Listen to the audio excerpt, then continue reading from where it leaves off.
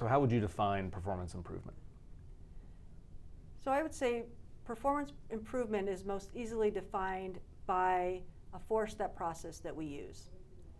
Define it, investigate it, solve it, and measure it. So what I mean by define it is we want to define the performance. What does that look like in terms of business results? What are the accomplishments? What are the standards of those accomplishments? How do we know it's been done well? And then also the behavior that we're looking at. How do we produce that accomplishment? So that's how we define the performance. Then we want to investigate it.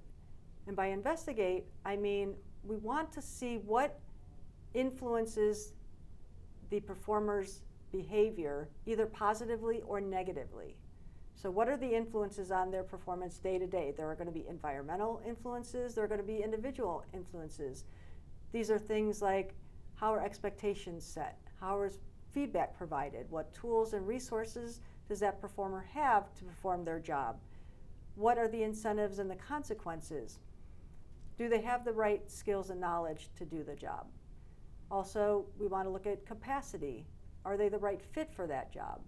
And then finally, we also want to look at their motivation and preferences for doing a good job, right? So once we investigate it and we've defined what that looks like, then we do the solve it. And by solving it, we mean what were our findings and recommendations, and what things do we think we can implement in the organization that are going to improve that performance. And then finally, we want to measure it. So did the interventions that we provided raise the level of performance? And so we do that usually easily with measurements that organizations are already using.